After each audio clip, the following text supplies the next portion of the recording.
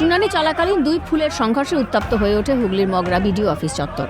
হিয়ারিংয়ের ডাক পড়ায় সোমবার সকাল থেকেই শুনানি কেন্দ্রে ভিড় জমায় চুঁচুড়া, সপ্তগ্রাম এবং বলাগড় এই তিন বিধানসভার ভোটাররা।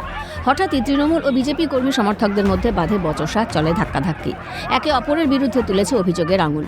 বিজেপির বিরুদ্ধে অরাজকতা সৃষ্টির অভিযোগ তুলেছে তৃণমূল। পাল্টা বিজেপি কর্মীদের মারধরের অভিযোগ তৃণমূলের বিরুদ্ধে। ঘটনায় 5 থেকে 6 জন বিজেপি কর্মী আক্রান্ত বলে অভিযোগ। হঠাৎ করে আজকে আমরা দেখি বেশ কিছু বিজেপির নেতৃত্ব তারা এই লাইনের মধ্যে ঢুকে বিভিন্ন রকমভাবে অরাজকতার সৃষ্টি করছে, মানুষকে বিভিন্ন রকমভাবে বিভ্রান্তিমূলক কথাবার্তা বলছে। জনগণ প্রথম প্রতিরোধ করে তাদেরকে, আমরাও সেখানে তাদের সঙ্গে সম্মিলিত হয়ে প্রতিবাদ করি। আমাকে ধাক্কা দিয়েছে তৃণমূল, আমাকে ধাক্কা দিয়েছে ঘুরে দিঘায়, এই ছেলেটাকে মেরেছে, আমাকে এখানে লাথি মেরেছে, তারপর আরও দু একজন আছে ওদেরকেও ধাক্কি মারধর করেছে। কি কারণে মারধর করলো এটা তৃণমূলই জানে। কতটা ইনজোর্ড আপনারা মেডিকেল করেছেন? মেডিকেলে করতে পাঠিয়েছিলাম, বুড়া মাথায় চোট লেগেছে, আর একজনের টুপিতে লেগেছে, মেডিকেল করতে গেছে। কতজন আপনারা ইনজোর্ড? আমরা মোটামুটি 5-6 জন ইনজোর হয়েছে। অশান্ত পরিবেশকে শান্ত করতে ঘটনাস্থলে পৌঁছে মগরা থানার পুলিশ বাহিনী। মাঠে নামেন DSP crime Abhijit Sinha Mahapatra, CI Soumen Biswas সহ পুলিশ আধিকারিকরা।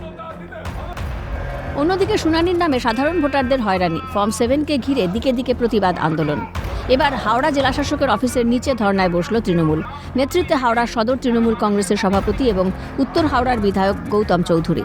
তৃণমূল নেতৃত্বের অভিযোগ, খসড়া ভোটার তালিকায় নাম থাকা সত্ত্বেও ভোটারদের বারবার ডাকা হচ্ছে শুনানিতে এবং নানা ধরনের তথ্য চাওয়া হচ্ছে।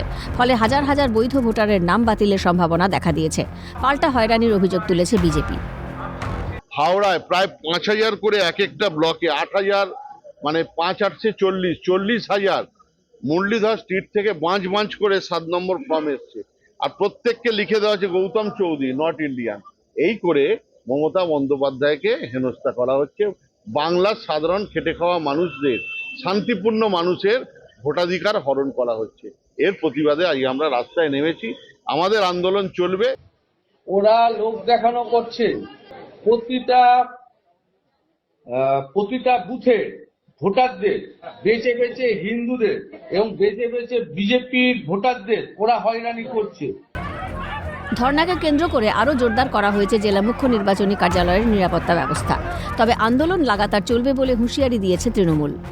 সমিত সিনহা ও দেবকুমার দেও রিপোর্ট, ক্যালকাটা নিউজ।